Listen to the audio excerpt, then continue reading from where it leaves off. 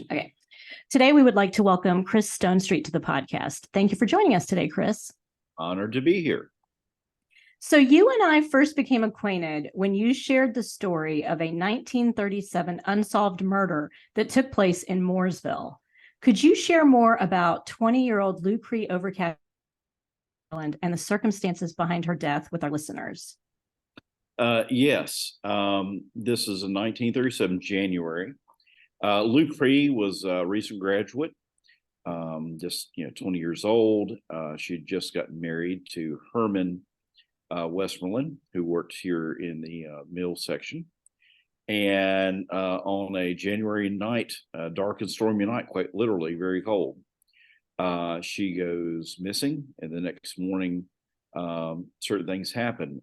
And the big question is what happened? The case is strange. It's sort of like, I guess you might say, Arlo County's versions of the biggest clue case there is, in my view. So where was her body discovered again? Okay, what happened was, well, let me give sort of the time frame here. Her husband, Herman, worked in town, and they actually lived outside of town towards Shinville, which is just outside of Mooresville. And we're still with sort of the township area. And what happened is she married Herman just months before, like I said. And she was actually living with Herman's father and younger brother, who was 17. They had also two siblings that were young girls, I believe 7 and 9. And she was brought in ostensibly to help take care of the girls. The mother had died just a few years before. I think it was cancer. I'd have to double check. And Herman would come here and work during the week and would go home on the weekends, usually, or during the week, but he'd stay here in town. They had sort of like a room that they could stay in. And the night that he was, that this happened, it was a very bad rainy night, stormy, and he stayed. And of course, back then you had T models and A models that couldn't, a lot of the roads around here were not paved. A lot of people, forget that we had the luxury of paved roads. And there were very few paved roads at the time. And the next morning, the father and the two daughters, and this is the strange part, the timeline on this is what those of us that looked at this case are looking at. The father and the two daughters ended up at Lue Cree's mother and father's house rather early, like 7. And they're like, we can't find her. Her bed has not been slept in. We're worried about her. And what happens is there's a search.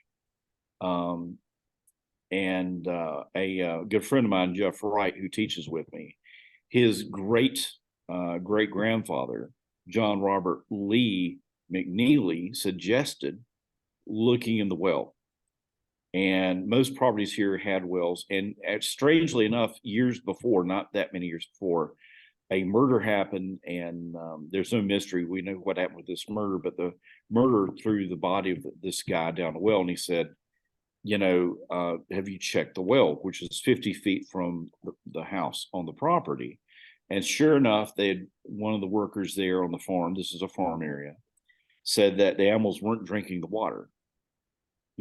So they lower I can't imagine the horror this will be. They lower this little boy down the well holding onto a rope, and he screams, and they see the one foot sticking up, and of course they bring him up. They go down and bring the body up. So she was discovered in the well probably about 3 or 4 hours after that she was reported that morning missing. So, and the position of the body was strange. The fact that she was dressed in silk pajamas. She had patent leather shoes, nice shoes. One was off. It looked like, put it this way, it looked like someone had dressed her. And the fact that there was when they did the coroner's commission later, they didn't find any water in the lungs, but they did find an impression on the back of her skull in the shape of a blunt force trauma of a triangle. And that's the position of the body at the time when they pulled it out. And, like I said, it's just, okay, hey, it wasn't a suicide. We knew that for a fact. and B, what's strange is the two young daughters that she was taking care of were sleeping downstairs in the kitchen, and to get outside, she would have to go through the kitchen. So what's going on here? There were tracks. They did find tracks where she had stood for a while, like under the awning of the where her window was, but then ran off. Like you can see the tracks sort of getting wider from what the report said, but there were no secondary tracks. So it's crazy. The dogs there did not bark. So if someone's coming to the property, they would bark. So yeah, And what have the theories been on this case over the years that you've heard?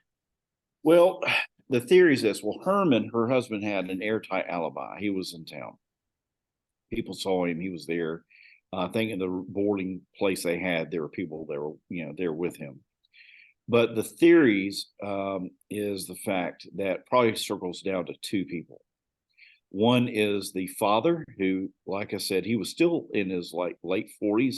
Here's a 21-year-old beautiful young woman taking care of your kids. The mother's been dead for 4 or 5 years. And one theory is that he made a move on her, and she said no, and a scuffle ensued, crime of passion, and he pushed her or shoved her, or with the triangle shape in the back of the head. And this is just me. I'm just putting my own 2 cents in. Do you remember the old-timey irons that were made of iron? They used to sit on like the hearth. When I heard that description, my mind went right to that. Turned around, how dare you? I'll tell your son smack. But here's the thing. They had, when he was dying, they had a 24-hour watch around his bed, hoping to get a deathbed confession. And he said to the moment he died, he did not do it. But a lot of the people in the Overcash family, I believe, still believe it was a father. But the younger son has become under suspect recently because he was 17, rather stockily built. Certainly was probably closer in age to her than his father. And I interviewed one of the relatives. And like I said, I've been interviewing people over the years on this. And she said, I'll keep her name off the air, but she said she was told by her family, do not go near the younger brother, who was named Robert Clyde. Now, both Herman and Clyde served honorably in World War II. I'm not trying to besmirch their name or anything, but these are just theories that have been put forth. And that's where, like I said, I've been looking at more, because I've had more than one person said that the younger brother, wasn't, how should I say this? He was a little bit of an odd character. That might have been just his personality, maybe reclusive. But, I think it's between those two men, because if there's anyone, off of the area, it was a fairly desolate area. Everyone knew everyone. That someone that was coming out of town probably would have been seen this situation. And there again, if the brother had done it by accident, it could have been an accident. I've heard different tales. People had said within the family, the Westmoreland family, that a couple of guys were rounders and were drunk, came back. She came out to say, get quiet. They pushed her, and she hit her head on the well. Like, oh, what do we do? So there's all these different theories, but like I said, that's been focused on those two. And the father could have died saying it was not me, and been trying to cover for his son. And that's just a theory that those of us know the case have. It's one of those two we're thinking. And what is the poem that was found a couple of years ago about this? Yes, boy, this is interesting. Okay, I've got to tell you, you're speaking of spooky and interesting. My good friend Jeff Wright, like I said, has a connection with the case through his ancestry. My 5th grade teacher, Mary Lois Cook, who taught at Brawley for like 50 years, her father was on the coroner's commission that saw the body. Back in the past, you had a group of men that came in to watch a coroner do the work and say, here's evidence. Now we record it in digital, whatever, I guess. But there's so much connection with people that have been here for many, many years. But what happened was after I did the article, about every 2 years, I've gotten an email or someone will call up and say, my grandfather told me this, or my grandmother, or my friends. It's almost every 2 years that something comes along. And then a couple of years ago, there's a poem that was found in a cedar chest by a relative, a Westmoreland relative. And in there, it's a poem. It's a cry from the grave. And this poem is, in fact, if you'd like me to read it now, I'm going to exit here a second, and I'm going to see you disappeared again. Oh, there you are. Okay, good.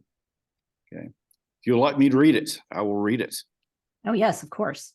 And by the way, Lue Cree's own senior poem has been found. They asked seniors back in the past to write something. I've got that. But here's what was found in the cedar chest. It says, a voice from the grave said, rise up, good people, in your might. Ask your sheriff by what right he seeks to run again, was foully murdered and thrown on well to die. Did I die in vain? O knights of Pythias and lions bold, O worthy masons of Aquinas too, from my tomb I appeal to you. On your country is a stain, because it seems I died in vain. I wonder why no arrest was made. Was your good sheriff so afraid? Is his backbone of the hue applied to jealousy and cowardice too? O men, hang not your heads in shame. Rise up, make your country worth its name, that you may speak with it of pride. Valiant lines, O criminal, shall hide.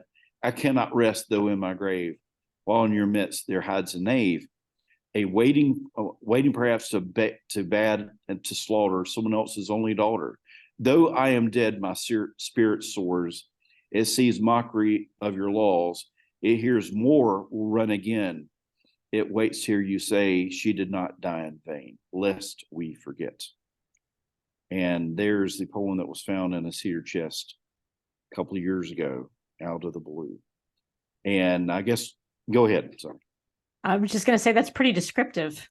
Wasn't it? And see, there again, the sheriff's time was more, and the implication is there was things that were known or applied, implied that were known. And I guess what gets me is I'm a Mason. So when she says, speak up, I had a friend of mine who claims to be a little bit of a medium said, well, she's asking you to solve it. I'm like, I dare say whoever was really guilty has probably been dealt their own punishment by this time.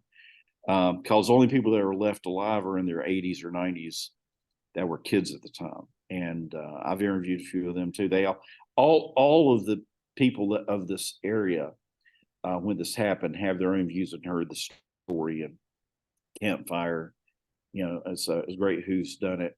And, it's just one of those mysteries I don't think will ever fully be solved.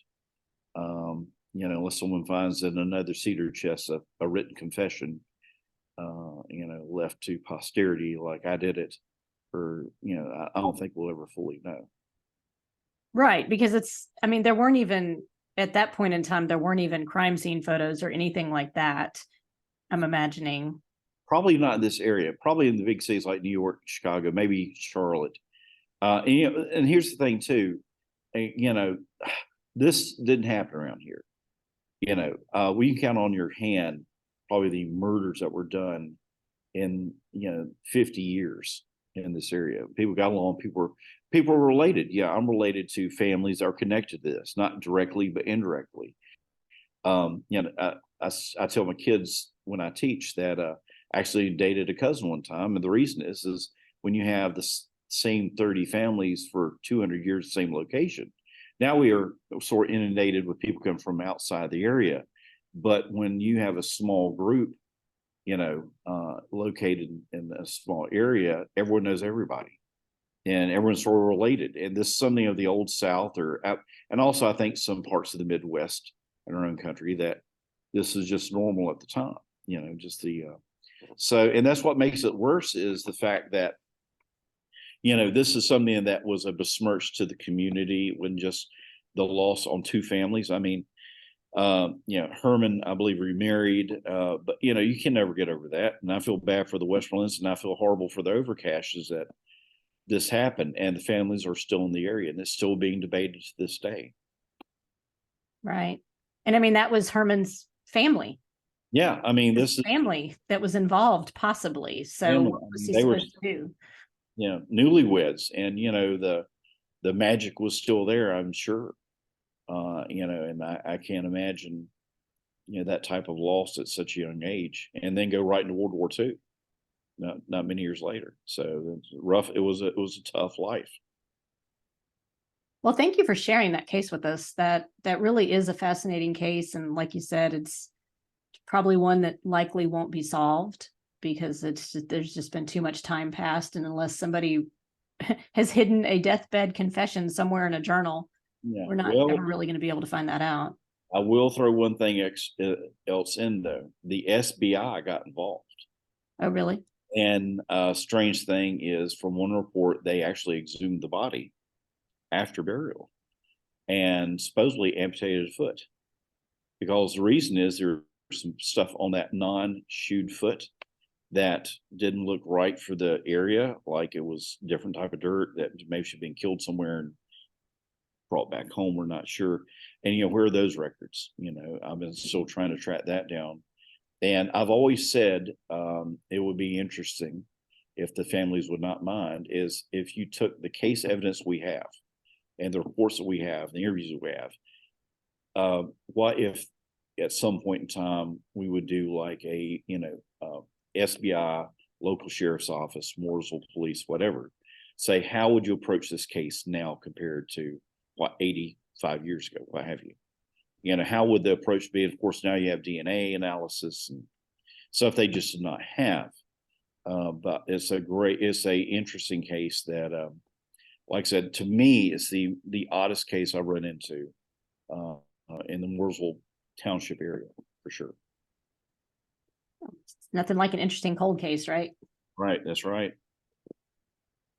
So there are a few stories you shared in your book, Curse of the Wampus and Other Short Spooky Stories of Piedmont, that I wanted to ask you about. Sure, one is this mountain lion-like creature that was known to kill large masses of livestock and the bulldogs that were supposed to guard them. Can you tell us more about this? Wow. Well, that's one of the great ones of the area. The Wampus, and doesn't that sound so us? It's named something called a Wampus, also known as the Santer, Santer, was supposed to be a mythological creature. Now, here's when I'll take you back in time. Supposedly, it goes back to Cherokee folklore. Supposedly, a young woman, which put on the pelt of a mountain lion, was trying to sneak in, sort of camouflage like, to watch a ritual done by the elders. I think it was a ritual rite of passing for men or whatever. She wasn't supposed to be there. Well, the elders caught her and said, since you have been stealthy like a cat, you shall be one for all eternity. And she morphed with the pelt and became what became the Wampus. That's a sort of the quote unquote Native American take that this is a shapeshifter.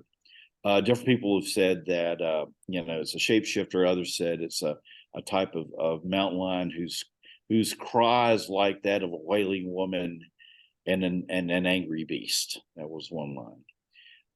But this supposed creature has been seen from the Carolinas down to Georgia.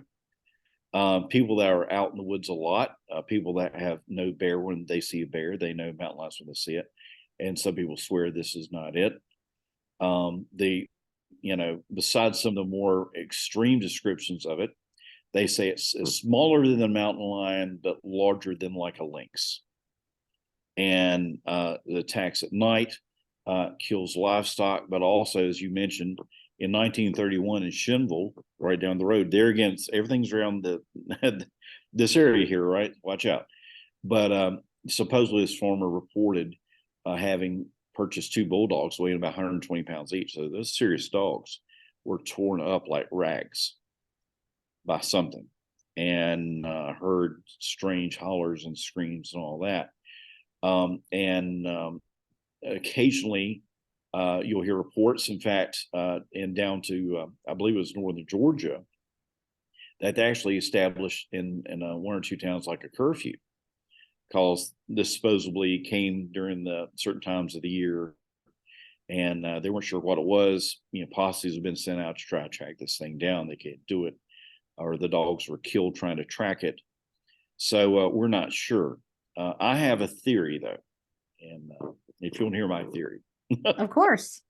Okay. Well, my theory is well, with every folklore, okay, with like the murder case, you have a body. Okay, we get that. We'll never know what happened, but there you go. But with every legend and folklore, there's usually a kernel of truth. Okay. I believe that the Wampus may be a known thing. And what I think it is something that very few people in this area have heard about. But I think at one time it had a greater range than it does now. And there's a creature called a jaguarundi. It's like a mini jaguar. Okay. They're relegated to the border between Mexico and Texas.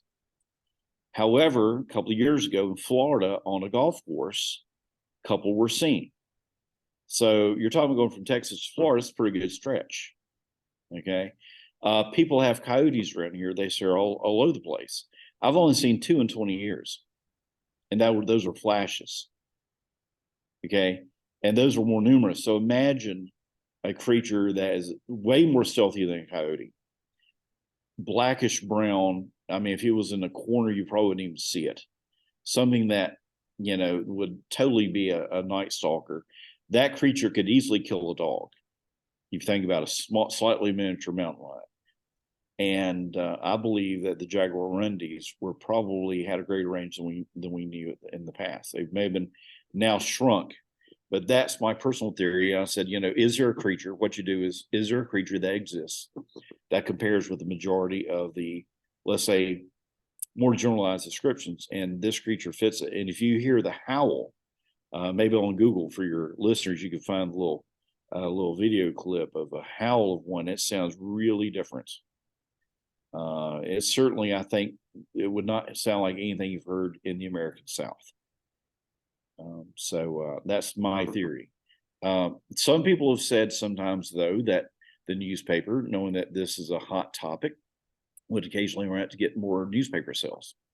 And then some people said during certain times of, and this is sort of shameful, but this is history, that certain times that when there were protests for equal rights or with people trying to meet to discuss about changing certain social strata, that occasionally the paper would run these things, knowing that this would make people scared to go out at night, things like that. So I think it's been used for different things over time.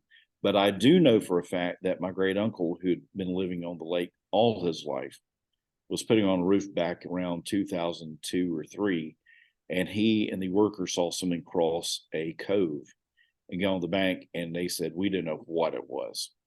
And the description he gave matched what the other descriptions were. He said, it's not a bear, it's not lynx, but this thing was large and black and had claws, and the eyes flashed and went into the woods. And he said, they all stopped work and said, did you see that? So there you go. Is the Wampus still among us? Maybe. Was it in the water at all? So he said it had crossed a little bit of the cove. Yeah. And see, then there again, you go, well, if that was a cat, would really cats do that? But right. There, I don't know, there again, it's what if. That's interesting. It kind of brings up the reason why I asked you about the water is the whole Nessie, or not Nessie. What do they call it? Normie? The Lake Norman creature that people have seen. Yeah, which is probably just a large catfish. I don't know. I've probably heard a lot of theories about that. Here's the problem with that. Okay. Lake Norman is not connected to the ocean. Most of the sightings like with Nessie and Loch Ness and with Ogopogo up north, in the Canadian area, they have connections to the sea. And I still personally, this is just me personally, I believe there's some things we do not know about. I like to think we don't know everything, and I don't believe we do. But if there's something that resembles like a plesiosaur or whatever, and it just comes into for a couple of weeks for, I don't know, having babies and going back out to sea, you need to have a connection with the sea. I think if there's something in Lake Norman other than a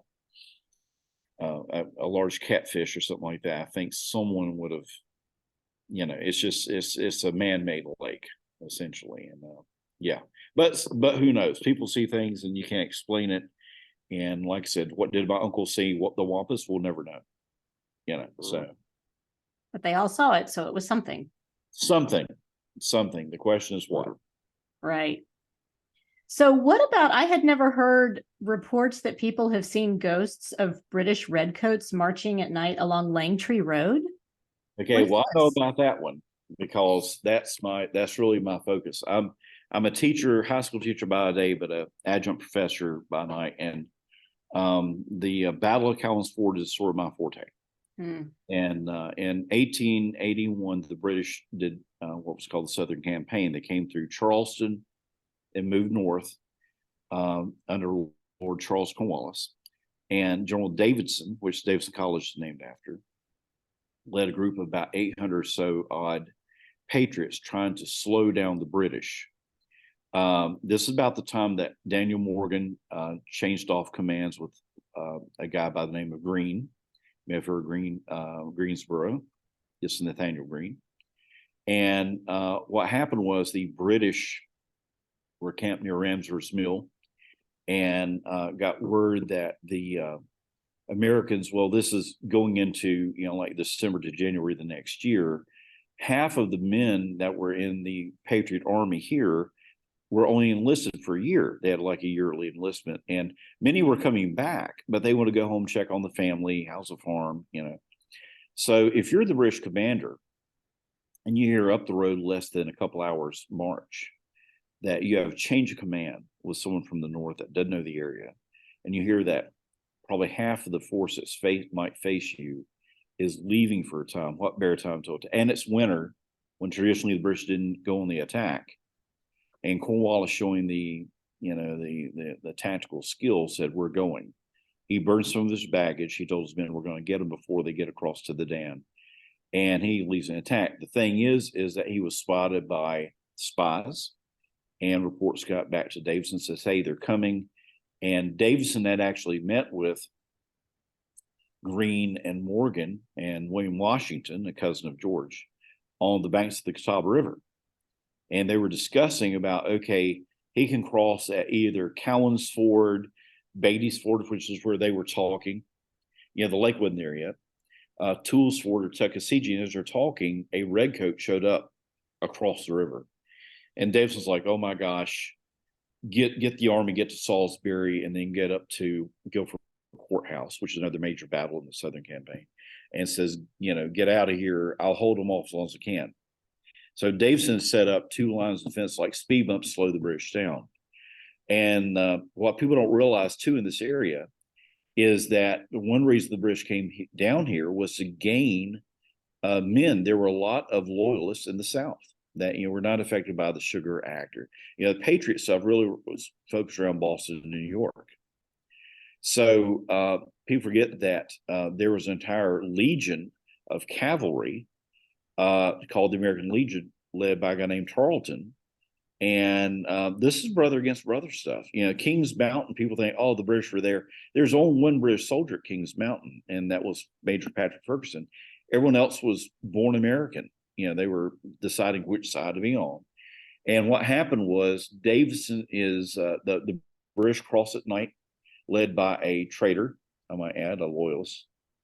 And Davidson is killed, and the men retreat from the river back to the rally point, which is Torrance's Tavern. Now that is off near, not on exactly, but near where Langtree Road is, that off ramp area.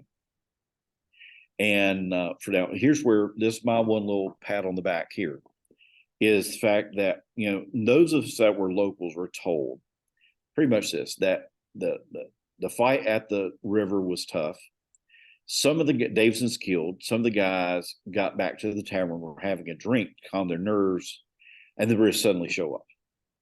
Okay. That came from General Graham's account of the battle, but he wasn't even there. So let me ask you this. If I said, hey, some guys showed up and had a drink and the British show up, a few guys, what number do you think? When I say a few guys got back from the fight? 10, maybe? Okay, yeah, you're talking about like a handful, right? Well, what I found out is the fact that it was several hundred people were involved in this fight.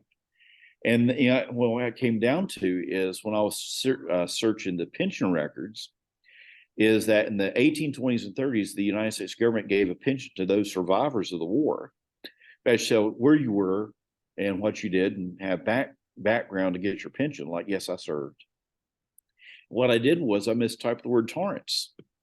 I put Terrence or Torrance, not Torrence like we spell it now. I spelled different ways. Guess what? Instead of getting 40 hits, I got several hundred. And it came down to the fact we didn't have standardized education. And this fight ended up being where when the British got there, they debated attacking because Davidson left his second line of defense. In fact, even guys from South Carolina had come up to help defend, and the British launched this massive attack down that road. And it was a fight that went from, like you said, what you think of, you've just been told through oral history, a handful of guys, and they burned the tavern. It turned out to be, I estimate, about 700 people get into a fight. Wow. Now that is a battle, especially for that era. And the British do bust through. They lose 28 horses on the attack. They were shot out, and the British come close to. In fact, what's interesting is after they broke through the defenses at the tavern, they did send some elements on up the road towards Salisbury, and they did fight some guys, a little skirmish fighting, and they thought it was guys from the tavern that got back. What they did was they got to the back end of the Patriot Army that was retreating. They were that close. If we had proper uniforms or flags, they would have known something was up, and we came that close to losing. And Davidson died, doing his job, slowing them down, and just nothing. When Cornwallis got there with the last groups coming over, he said, burn the tavern, which may be on the edge of what is now Lowe's headquarters property. We're not sure. I have my theory about where it is. And of course, Lowe's doesn't want us scouting for stuff on the property, which I fully respect. But I believe that the fight happened just off of their property, because I know the road was shifted about 100 yards in the 1830s because of drainage. But for years, okay, going back to your paranormal stuff, but for years, people down that road had passed on that certain times of the year, this was in February, it was a nasty night, that they would hear, what sounded like troops moving up the road. I was given a talk and this is eerie to me, I was given a talk at one of the DAR meetings. And one of the ladies, this nice old lady, came up and said, my grandmother said that she saw the Redcoats in ghost form going up the road, and all this. And here I am trying to shake hands and sell a book or two. And when I turned around, she was gone. It's like I looked all over the room for her because I want to get the story, for my own personal. And it's like she just vanished. And I was like, okay, that's scary. That's interesting. So, but yeah, and I do have one or two where a couple of guys got hand-to-hand fights with these guys. And these were Americans that sided with the king, not the Patriot cause. And supposedly one of them is buried, I might add, out in the woods near Langtree. We'll never know. So maybe it's this loyalist soldier that's been condemned for not joining the proper side. That's now courtesy of the development of the area. Could be. Langtree. So there you go. Interesting. Well, I wanted to mention this. I just thought of this. Years ago, I was on a message board. It was a message board for moms, and I had joined it when my kids were infants. But for some reason, and you don't know who the people are that are on there because everybody has usernames and everything, but someone mentioned that she lived out, where Hager's Ferry is? Okay, yeah, roughly, yes. Towards Denver. Yeah. So you go past 73 towards Denver. And she lived in a neighborhood out there. And she mentioned that one night she couldn't sleep and she was in her kitchen and she looked out her kitchen window and she saw like an apparition in her yard of a woman that looked like she was gardening. So she was in like pioneer style clothing and she looked On like it she or was, something. Yeah. yeah. And I thought that was so interesting because when you think about what that area was like for so many years, it was farmland and Right. Yeah. I mean, and I don't think we know the whole thing. You know, I do know that they've tried to apply science to some of this. They said that like granite retains energy and things like that. That you know, we're seeing like if you ran a copy off on a copier, that something was there is not. I'm not sure. I'm not sure. You know, here's the thing that I keep coming back to: energy can never be destroyed; it can only be transformed. So who's to say that you know after this life, regardless of religious views or background, that maybe certain things leave an imprint? You know, and especially I think when you're talking about like the soldiers, you know, this is a violent. You know, those guys that marched up that road had just seen people they knew were killed or they had killed.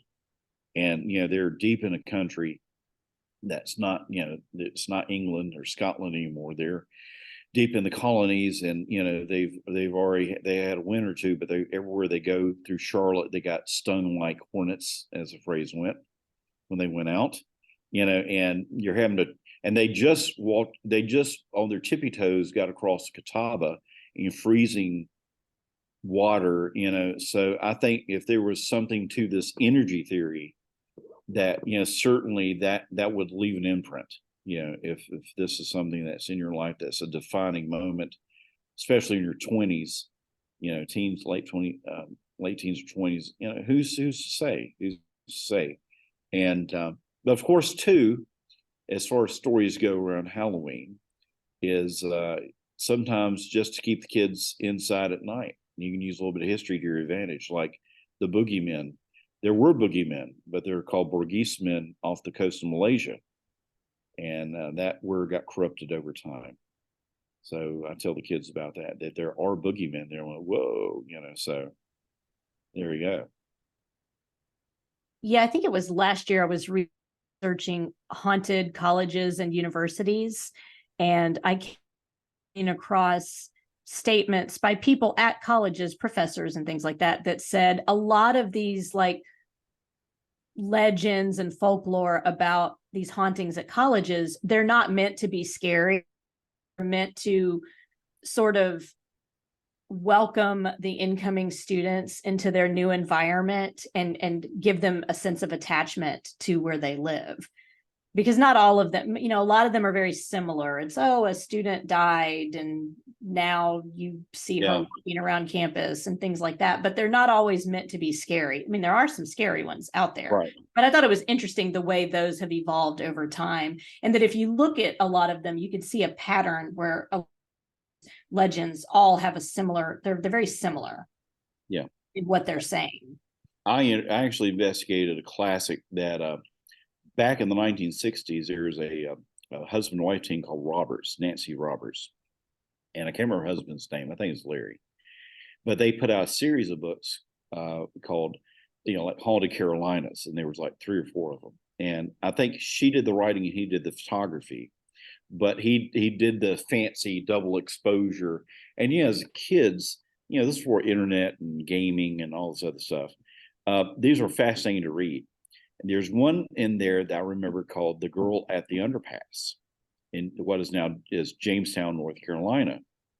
So a couple of years ago, I'm going to track that thing down. And sure enough, this is the cover of my book is on there is I went to Jamestown and you know, you go to the archives and there again, you try to make good friends with your librarians and archivists so they can help you out. And I said, you know, I'm just curious. And oh yeah, there's the case. And you know, and I think that you talked about how things get tweaked as the tale goes on. That she's coming back from the prom and got in a fight with her boyfriend. Turned out there was a lady named Lydia, and she was coming back from a New Year's Eve party in 1924, ran her T model into the side of the overpass and died. Well, there weren't many deaths related to vehicles and alcohol in the 1920s in this area, so that surely would have been big. But here's the thing, there was a real girl, and there was a car wreck, and she did die in it, and the family's still in the area, so they didn't want me to, I respect that. But what's interesting is that over the last, 80 years, or now going on close to 100, is that the number of these people that have picked up a lady supposedly in that area and drove her home, and when they got out of the car, she's gone. These have been firemen, these have been police, these have been lawyers, have been college students, have been, and you say they're seeing something where, these are people, most of them don't even know the story at all, not even, have out of towners, this lady in distress. And what's interesting is that the overpass moved. The original overpass is now about 100 yards deep into the, kudzu, and was even spookier. And that's why I got that still shot from my book. A friend of mine was able to dress up as in a dress. We got Goodwill and, wave, and that's the shot on the book, which is, and I'll be honest with you, her name's Desi. She's a cousin of mine. And when she was getting dressed to do the picture, I actually went up over the overpass and went, yeah, like that. She about didn't do the picture. So over on that one, over some Bojangles, I think. But, it was one of those things where, just sometimes the numbers do not add up to, you can explain away just as a something that scared the kids. There's something to some of these. What they're seeing, we don't know. Is there something beyond? I think so.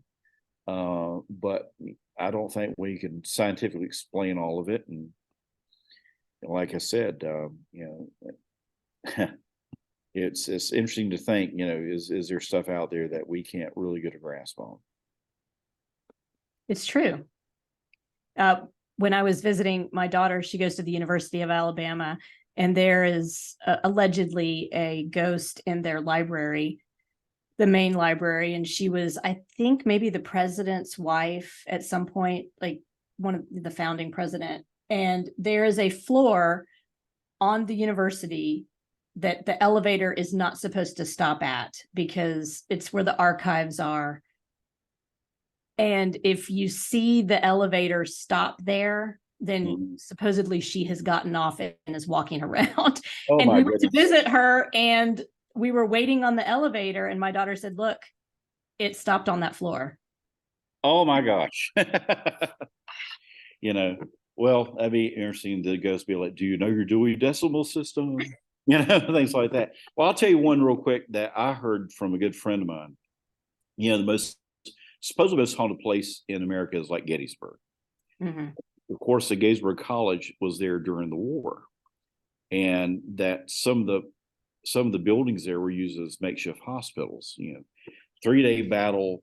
They estimate probably 40,000 amputations. I mean, it was a horrible fight. But I do know from a friend of mine that went there, they heard from one of the guys there, the security guard, that said that these two young ladies, undergrads, were there in the library, and they had hit the button to go down. Speaking of elevators, what reminded me of it. It said that they went past the first floor, went to the basement area, and with the door open, they were right in the middle of the Civil War. Said there were soldiers laying around, and people saying, come help this man, put your hand here, stop the bleeding, and come on. And these figures were motioning them to come help, like nurses. And they closed the door button, went back up, and went screaming out of, the college and calling security. And they went down and looked, everything was okay, but they weren't about to go back in the, and he said that there's no question they were not faking this. They were terrified out of their mind, what they saw. So who knows, but it's interesting how many are around like college libraries. But hey, if you're cursed, might as well catch up on your reading. Yeah. I mean, what you going to do? Yeah. That's true. It's as good a place as any to be stuck forever, right? No late fee. Are there any other spooky stories or legends you wanted to share with our listeners?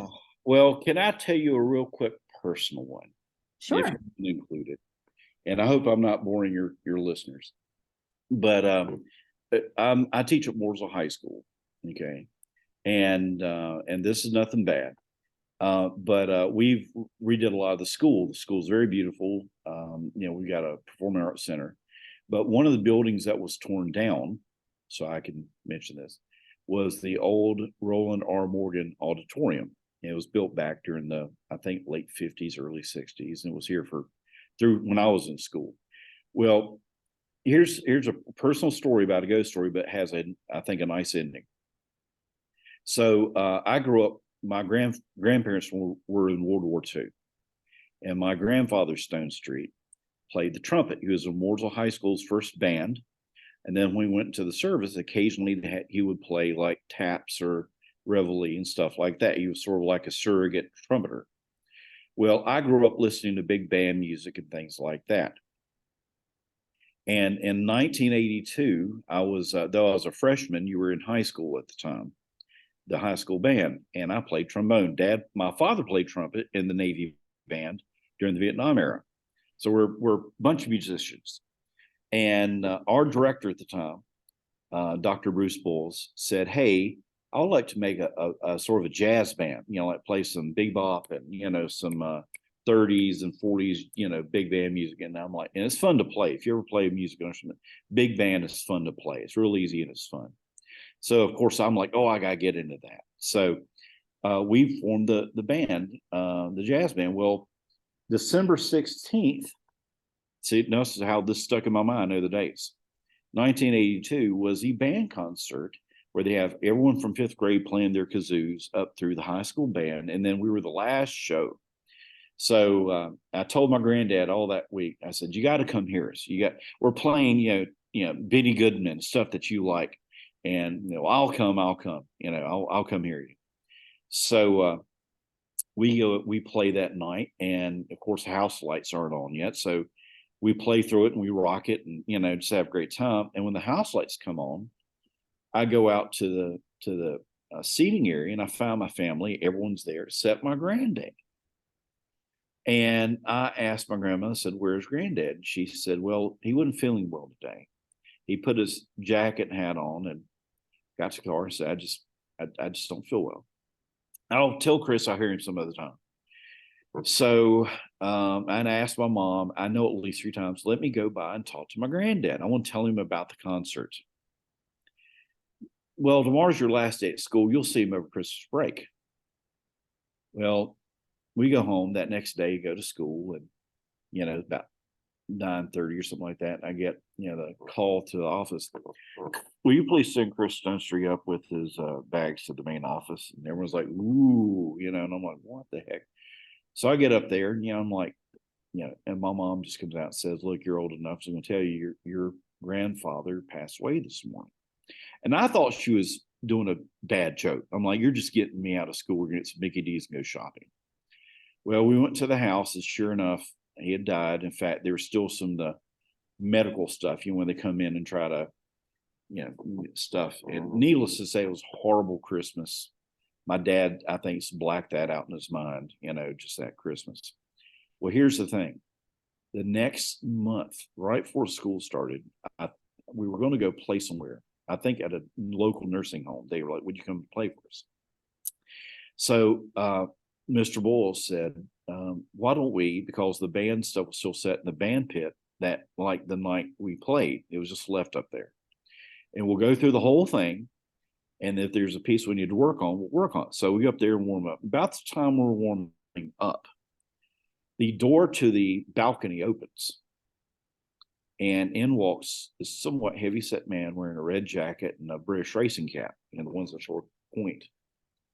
And my friend Chris goes, "Is that your dad?" And my dad had come in and sat in and played with us because we played trumpet, just keep his chops loose. And I looked and I said, "I think it is." And I waved, and this figure waved. My friend Chris waved. And we played through the whole set like we did the night before.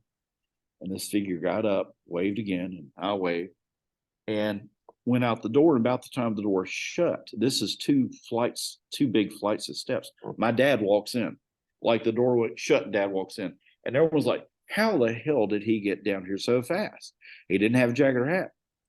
And, like, I think it wasn't even me. And Chris, my friend Chris goes, how did you get down here so fast from up there? And he said, what do you mean? He says, I was out on the landing or the door entrance talking to one of the other school officials about doing some band booster stuff. And we were like, well, who came out of the door? Because you could see right up. If someone came out, you would see them. I didn't see anyone come out of the door. Here's the kicker. About a week later, my grandmother's going through my granddad's stuff. You might want to keep this. We're going to take this to Christian Mission or Goodwill. And she throws down on the bed the red jacket and the ball cap. Just take this, your dad. It's brand new. I got it for Granddad. And I said, looked at her and said, was he wearing that the night he was going to come to the concert? She went, how'd you know that? So I like to think Granddad got to hear it. And when I told my friends in the band, they all went, oh my gosh. So Right, I don't saw it too. So I don't think it's a bad ghost story. No. But I like to think Granddad got to hear the concert after all. Sounds like he did. So there you go. I think that's a great story. I love it. Well, thank you so much for joining us today. And I really appreciate you taking the time out of your busy schedule to share these stories with our listeners. And I know they're really going to enjoy this. Well, I appreciate it. And I wish everyone a happy and safe Halloween season. Thank you.